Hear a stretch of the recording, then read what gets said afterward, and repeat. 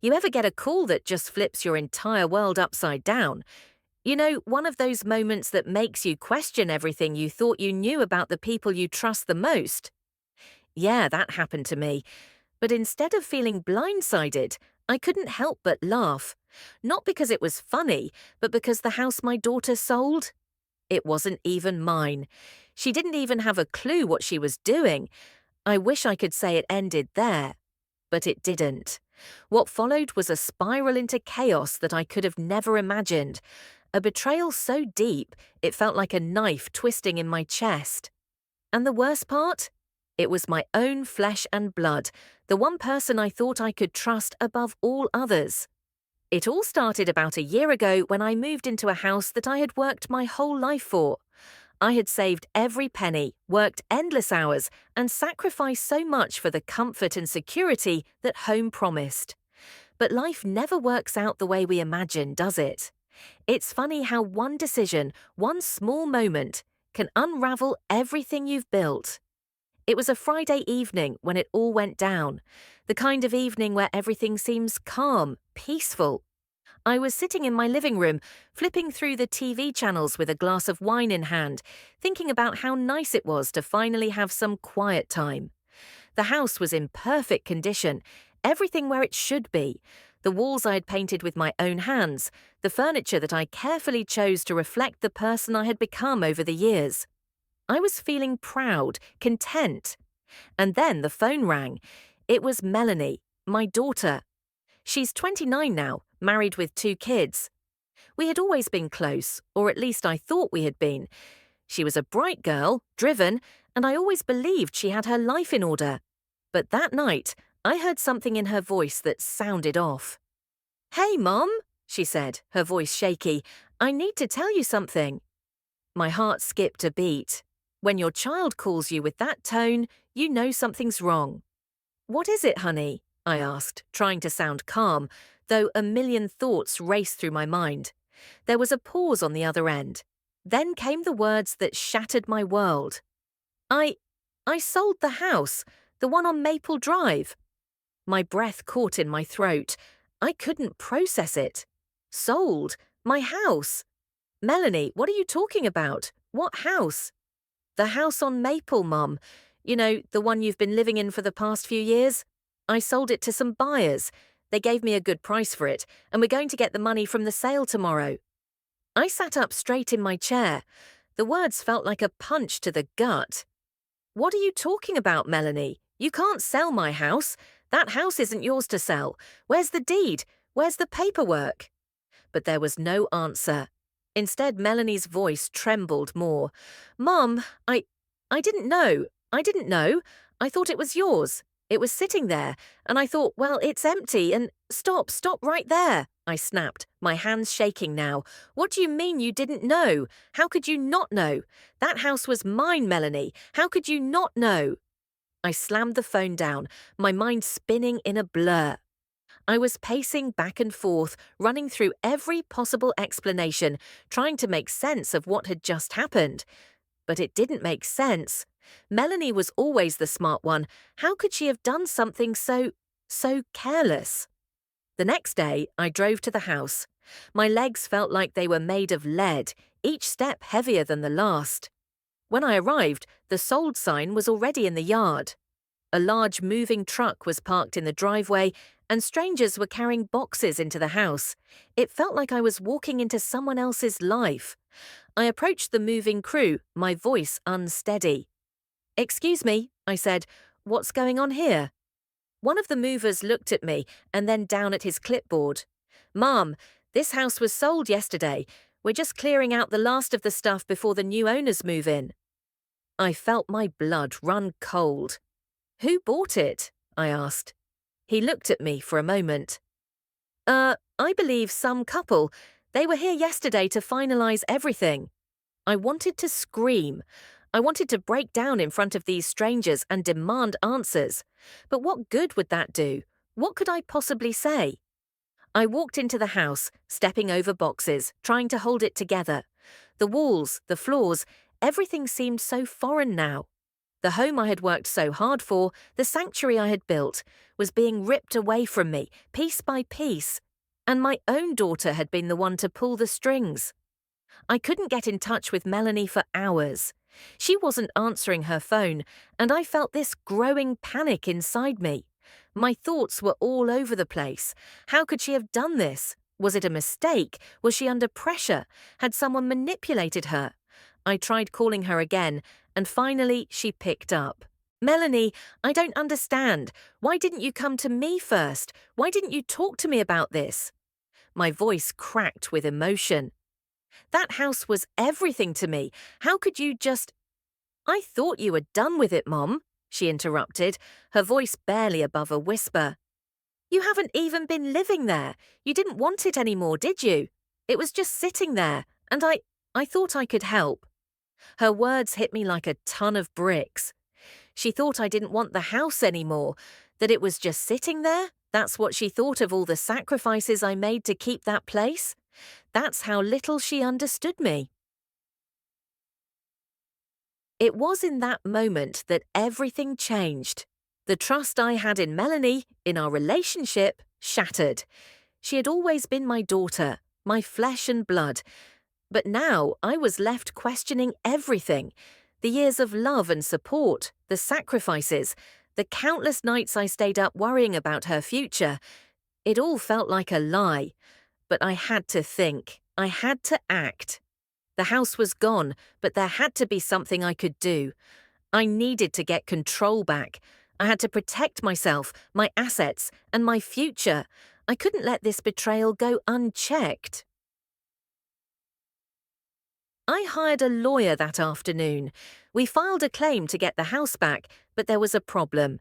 The new owners had already made the purchase, and the transaction had been completed. Legally, it was no longer mine. I felt defeated. I felt like I had lost everything, but I wasn't going to give up. I wasn't going to let Melanie's mistake ruin me. I had to fight back, not just for the house, but for my own dignity. The next few months were a blur of legal battles, tense conversations, and heartache. Melanie distanced herself from me. She couldn't understand why I was so angry, so hurt, and I couldn't understand how she could have done this to me. It was like we were two strangers who happened to share a bloodline. I tried to make her see the consequences of her actions, but the damage had already been done. Our relationship was never the same. Every conversation felt strained. Every visit felt like a reminder of the betrayal that had torn us apart. I'm Barbara Williams, 82 years old. I've given my whole life to my family. But here's the thing I learned the hard way. Love without boundaries doesn't just mean you give your heart. It means you open yourself up to being used. Melanie's my only child. I raised her on my own after her dad passed when she was just 12. I worked 2 jobs, sacrificed everything to give her the best I could. But somewhere along the way, I missed something important. Loving someone unconditionally without setting boundaries. That's where I messed up. If you love something, set boundaries, they say. I didn't, and because of that, Melanie thought she could take whatever she wanted. When love is unconditional, sometimes people think they can take advantage. It all started when Melanie was just a little girl. I poured my heart into raising her after losing her father, and I did everything I could to make sure she had a life full of love, support, and opportunity. But I was so focused on giving her everything I didn't have, I overlooked something. I didn't set boundaries. I didn't teach her about limits. It wasn't out of neglect. No, it was because I thought my love was enough. But love, true love, requires boundaries. It's not just about sacrifice, it's about protection. As the years went by, I watched Melanie grow into a young woman, strong and independent in her own way, but somewhere deep down, she still didn't understand what it meant to respect boundaries. Maybe it's my fault. Maybe I was too lenient, too willing to forgive her mistakes without holding her accountable. I didn't want her to feel like she had to live by a set of rules that would make her feel confined. But I didn't realize at the time that without rules, people, especially those we love, can cross lines without even realizing it. The day that changed everything came unexpectedly. I was sitting in my favorite chair, sipping my tea, when Melanie called me. She sounded different, distracted, almost like she was hiding something. "Mum, we need to talk," she said, her voice shaky. I could hear the faint hum of background noise. My heart skipped a beat. When your child calls you with that tone, you know something's up. "What is it, honey?" I asked, trying to sound calm. I I did something I should have talked to you about first, Melanie admitted, her words stumbling out. "I sold the house." I froze. My mind couldn't process it. "Sold the house? What house?" "The house, Mum. The one on Maple Drive. You've been living there for years, right? I thought you didn't want it anymore. I thought it was just sitting there, empty. So I sold it to some buyers. They're moving in tomorrow." I could hear the words, but they didn't make sense. "You sold my house?" My voice was tight with disbelief. She sounded nervous now. "I thought you didn't need it anymore. I didn't think it'd be a big deal, but I guess I should have asked first." I sat back in my chair, the cup of tea now forgotten in my hand. I tried to find words, but nothing came out. The house, my home, the place I had worked so hard to build for us after your father passed away. Gone, just like that. I felt like the floor had been pulled out from under me. "I didn't think it was a big deal, Mom. You weren't using it, and I thought I was helping by selling it. You weren't even living there," Melanie continued, not understanding the weight of what she had done. I hung up the phone and sat there in shock. The tears didn't come immediately. No, instead a cold, numb feeling settled over me. How could she? How could she have done this without consulting me? It wasn't just about the house, it was about the trust, the betrayal, the absolute disregard for what that home meant to me, to us. I was so angry, so hurt. But deep down, I knew it wasn't just Melanie's fault. I had allowed this to happen. I had let myself become so focused on loving her without limits that I forgot to teach her what respect and boundaries truly meant. The next day, I drove to the house. My heart was pounding in my chest, each beat a reminder of the hurt I was carrying.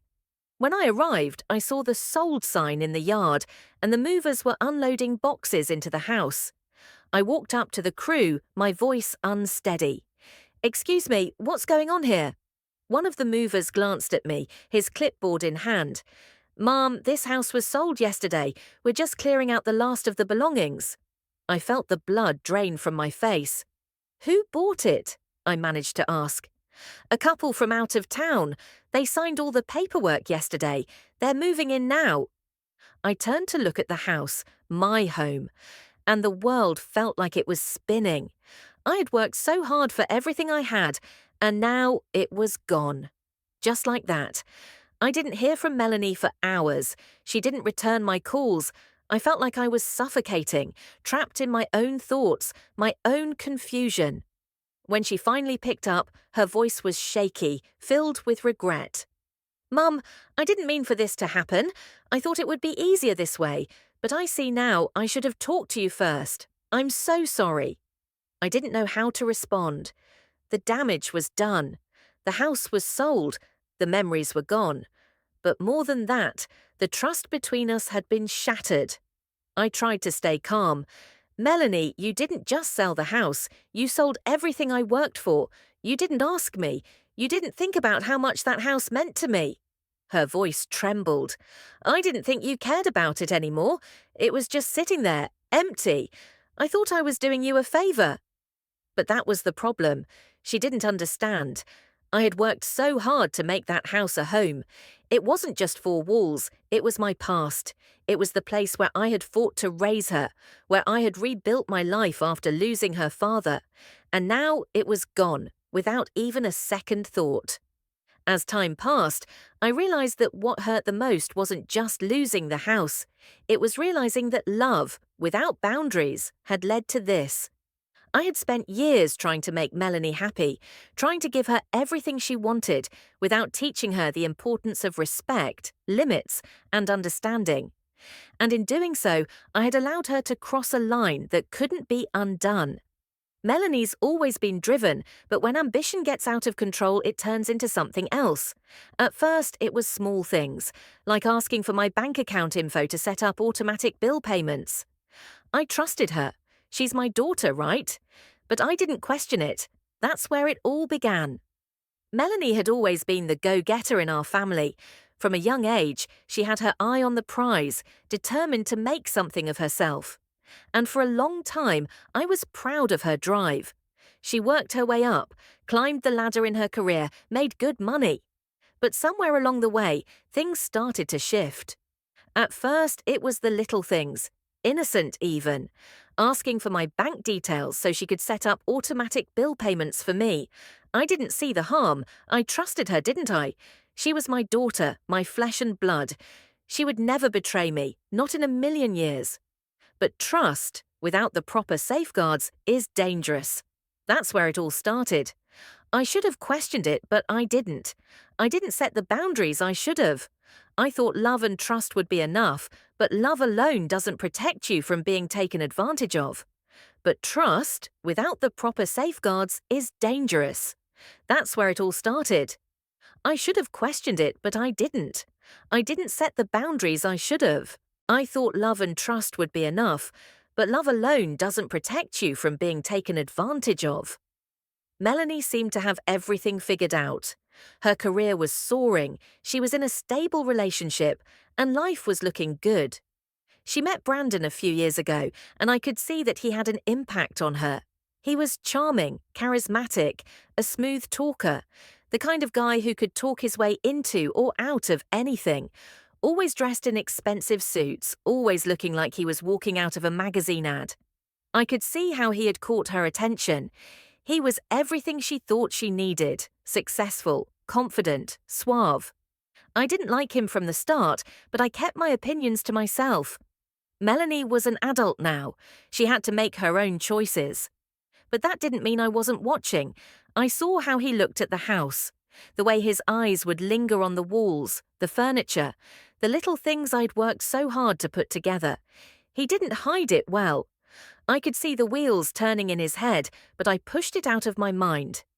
They're family, I told myself. She'd never screw me over. But deep down, I had a sinking feeling. There was something about Brandon that didn't sit right with me. I couldn't put my finger on it, but I couldn't shake the feeling that he was playing a game, one that I wasn't invited to. Then, one day, they showed up at the house, Brandon and Melanie. They came over for a casual visit, or so I thought. Brandon leaned back in his chair, as if he owned the place, and casually said, "This house must be worth a lot, huh?" I looked up, surprised by his comment. Melanie, sitting next to him, just smiled, said nothing. That smile of hers, the one that used to make me feel warm, suddenly felt cold. I stared at them both, trying to read between the lines. Was he trying to butter me up? Or was this just a casual comment?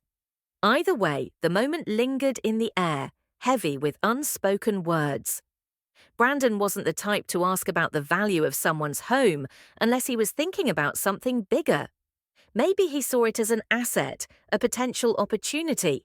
But I brushed it off at first. It's just a house, I told myself, trying to push the unease away. Maybe he's just making conversation. But that sinking feeling returned, stronger this time, and that's when I realized it. Melanie had changed. She wasn't the same person I had raised. She had become someone else, someone I didn't recognize. And Brandon, he was a catalyst for it all. The months that followed were a blur. Melanie and Brandon came around more frequently, always asking questions, always poking around in places they had no business being. Melanie would casually ask about my finances, my plans for the future, what I planned to do with the house. It seemed harmless at first, just normal family conversation, but the more they asked, the more I started to wonder, what were they really after? I had always been careful with my money, with my home. Everything I had worked for was meant to secure my future, a future where I could retire in peace and leave something behind for my daughter. But now it felt like that future was slipping away, one question at a time. Then came the day that changed everything. I woke up to an early phone call from Melanie. Her voice sounded different, tense. "Mum, we need to talk. I've done something." My heart dropped. "What is it, honey?" I asked, though I feared I already knew. I I sold the house," she said, her voice trembling. It hit me like a punch in the stomach. "Sold the house? You sold my house, without talking to me first." "I didn't think it'd be a big deal. You hadn't been living there for a while. I thought it was time to move on, you know," she explained, her voice shaky. I could feel the walls closing in on me. My breath caught in my throat. "Melanie, how could you? That house was mine, not yours. You can't just go selling it like it's a piece of furniture." But she didn't understand. She thought she was doing me a favor, but she had no idea what that house meant to me. It wasn't just a house, it was the life I had built, the memories I had created. And now it was gone. Just like that. In the days that followed, the gravity of what had happened began to sink in. I tried to get in touch with Melanie, but she was avoiding my calls. I couldn't reach her. The pain, the betrayal, it was overwhelming. And the worst part was, Brandon was nowhere to be found. He had vanished, leaving Melanie to face the consequences of her actions alone. I hired a lawyer, but the legal process was slow. The house was already sold, and there was nothing I could do to undo what had been done. The paperwork was in order, and I had no legal claim to the property anymore. But I still couldn't accept it. The betrayal didn't just break my heart, it shattered the trust I had in everyone I loved. I thought Melanie was different. I thought she understood the value of hard work, of sacrifice, of family. But she had let ambition cloud her judgment. She had let Brandon's influence overtake her sense of right and wrong. I should have known. It wasn't a random comment, it was a setup. A couple weeks later, I checked my bank account. My heart stopped. $127,000 gone, all my savings, everything I worked for. And the worst part, Melanie was the one who did it. I had been so blind, so trusting. I thought because she was my daughter, because we were family, she could do no wrong. She'd always been driven, always had her own way of making things happen. But I didn't realize that her ambition was growing into something darker. She wasn't the same girl I raised. The first warning sign was subtle, a comment that didn't seem to mean much at the time. Brandon, her boyfriend, leaned back in his chair, his eyes scanning the house like it was a piece of real estate up for grabs. Then he casually said, "This house must be worth a lot, huh?" I should have caught it then, I should have known, but I brushed it off. They were family. She'd never do anything to hurt me, or so I thought. A couple of weeks later, the reality of my trust, or rather my lack of boundaries, hit me like a ton of bricks. I logged into my bank account just to check on some bills. But what I saw froze me in my tracks. $127,000 gone. Every penny of my savings, every dollar I had put away over the years was missing. I felt the air leave my lungs as I stared at the screen. My hard work, my sacrifices, vanished. I called the bank immediately, hoping it was some kind of mistake. "I don't know how this happened," the representative said after a long pause, "but there was a transfer made and it was approved under your name." The room began to spin. I couldn't think. I couldn't breathe. How could this happen? And then it hit me. The connection I hadn't wanted to make before. The person behind it was Melanie.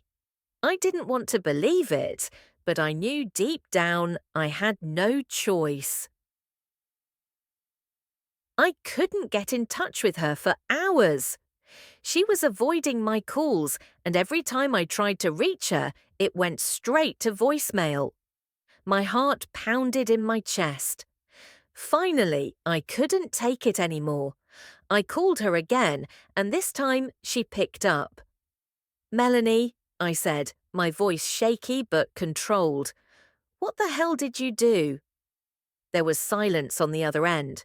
For a long moment I thought she might hang up, but she didn't. Instead, she spoke in a low, apologetic voice. "Mom, I didn't know. I didn't know it wasn't your house. I thought I was selling your home."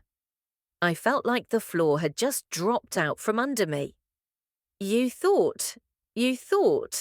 I could barely get the words out. "How could you not know, Melanie? You didn't even ask. You didn't even question it. You just went ahead and sold my house without checking, without asking me if I was okay with it. I thought you didn't want it anymore.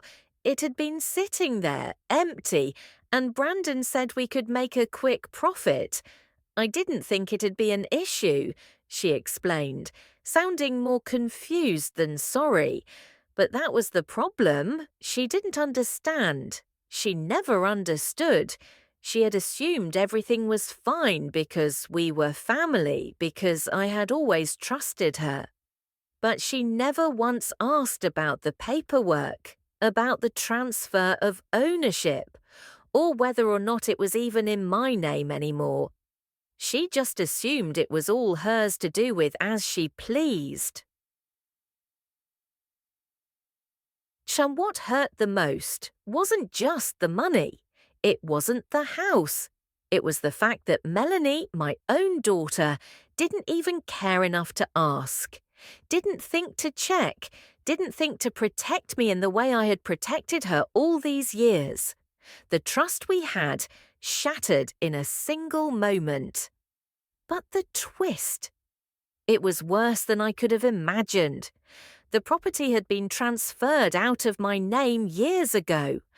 I had transferred the deed to a trust, something I had done to protect the house in case anything happened to me. I had forgotten about it, buried it in the back of my mind, thinking it was just part of my paperwork. And Melanie, she didn't know. She thought the house was still mine. She didn't even know it wasn't. But none of that mattered now. The house was sold. My money was gone. The trust I had in her was gone. Everything I had worked for, everything I had sacrificed, was slipping through my fingers. And it was because of the one person I thought would never hurt me. That's the danger of loving without boundaries. You start thinking your family will never hurt you. You think that the people closest to you will always have your back. But the truth is, family can hurt you deeper than anyone else. They can take advantage of your trust, of your unconditional love, without even realizing the damage they're doing. I thought I had given Melanie everything, every ounce of love, every ounce of trust I had to offer. I raised her on my own, worked tirelessly to provide for her, and I thought that would be enough. But now I see that love alone isn't enough. Not when there are no boundaries, not when there's no understanding of respect, of limits. I've learned the hard way that boundaries aren't just something you set with strangers. They're for the people closest to you, too. And if you don't set those boundaries, if you don't protect yourself, then one day you might wake up and realize that everything you've worked for, everything you've sacrificed, has been taken from you by the people you trusted most. The days that followed were filled with anger, betrayal, and regret.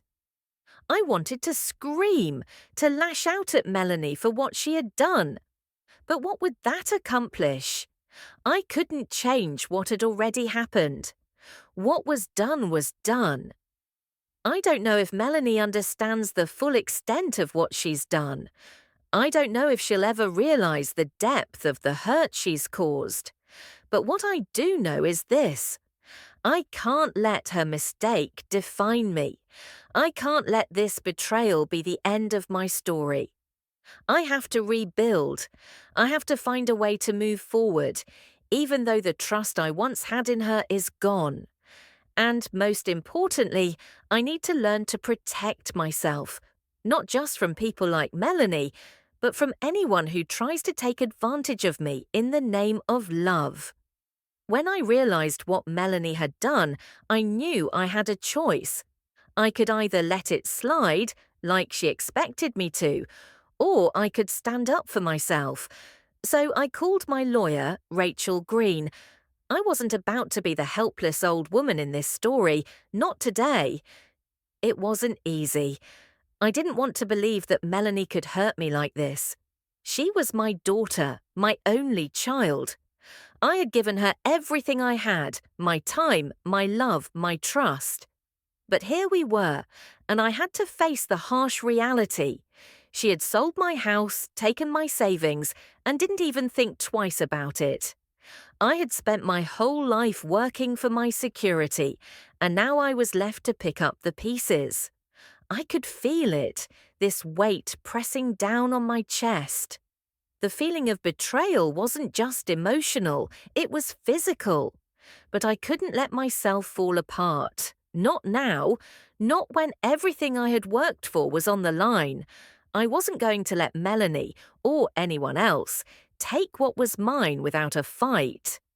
I sat there in my kitchen, the phone still clutched in my hand, wondering what my next step should be. Then it hit me. This wasn't just about the house. It wasn't about the money. It was about standing up for myself, for my right to be respected, to be treated with dignity, and to protect everything I had worked for. I wasn't going to let this go. So I called Rachel Green, the best lawyer I knew. She'd helped me with legal matters in the past, and I trusted her. But this was personal. "Rachel," I said when she picked up, "I need your help. Melanie's gone too far and I need to fix this." She listened, and after hearing my story, she didn't waste any time. "We'll get to work on this immediately," she said. "We'll make sure you get what's rightfully yours." I didn't want to believe Melanie would do this, but here we were. It wasn't just a matter of money anymore, it was about respect. I had given everything to her, and this was how she repaid me, by selling my home without a second thought. I had trusted her. I gathered all the paperwork, the house deed, the bank records, and the power of attorney Melanie had taken from me. She had never asked for permission to sell the house. She had just gone ahead with it, assuming I wouldn't care. But she was wrong. I wasn't about to be the helpless old woman in this story. Not today. I made sure Rachel had all the evidence she needed. We went over everything carefully, leaving no stone unturned. The bank transfer, the paperwork from the sale, everything that proved what Melanie had done. I wasn't being selfish, I wasn't trying to get revenge, I was protecting myself. If you don't protect yourself, nobody will.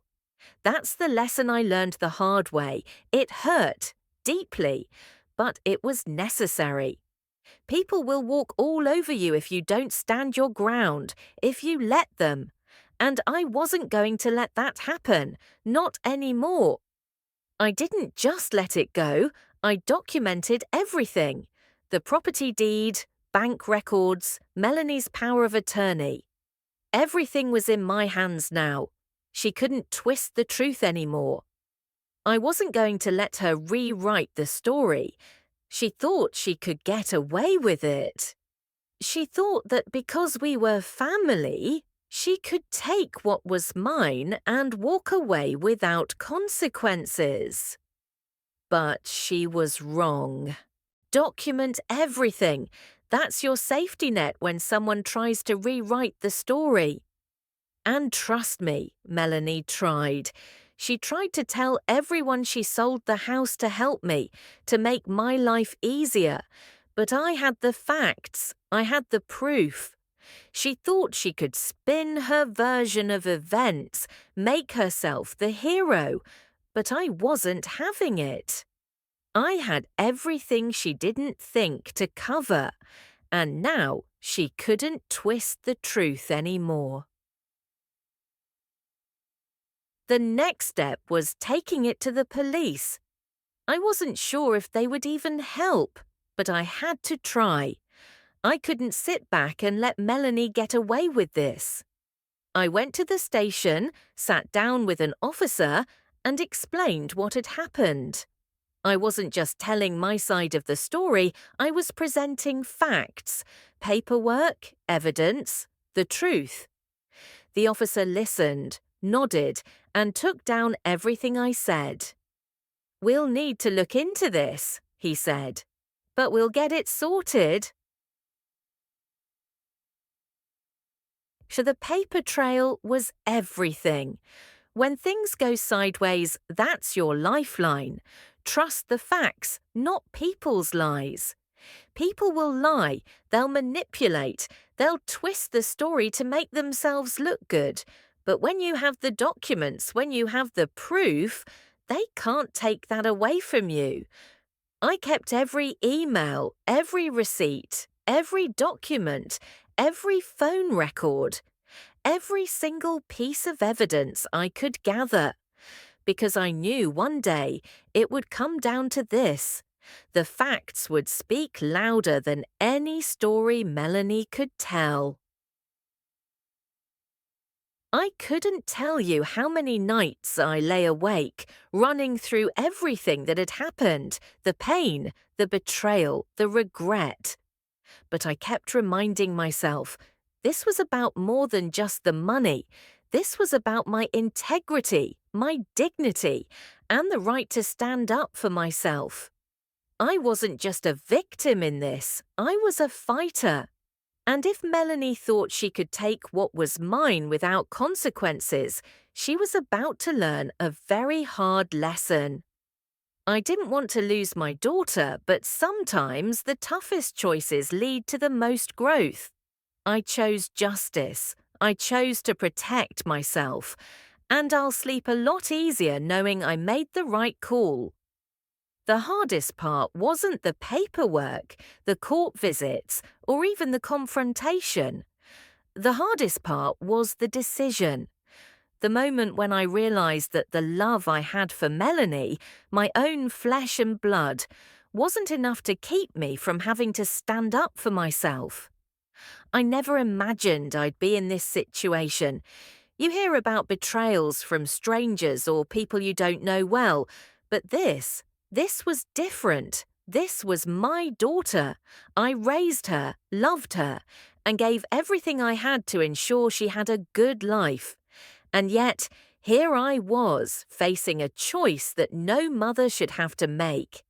Do I stand up for myself and protect everything I worked for, or do I let it slide and hope it'll be okay? I didn't want to lose her. I never did. But sometimes the toughest choices lead to the most growth. And as much as it hurt, I knew what I had to do. I chose justice. I chose to protect myself. I wasn't going to let anyone, even Melanie, take what was mine without facing consequences.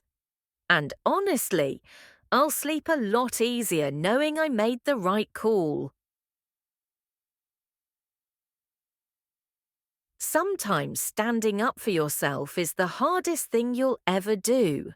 The emotional weight is unbearable. The fear of what might happen is overwhelming, and the guilt can eat you alive. But you have to remember this. When you do stand up for yourself, you'll sleep at night knowing you didn't let anyone take advantage of you. Not even the people closest to you. You'll find strength in knowing you didn't back down. You'll find peace in the knowledge that you valued yourself enough to take action. You may lose things along the way, relationships, trust, comfort. But in the end, the most important thing is that you didn't lose yourself.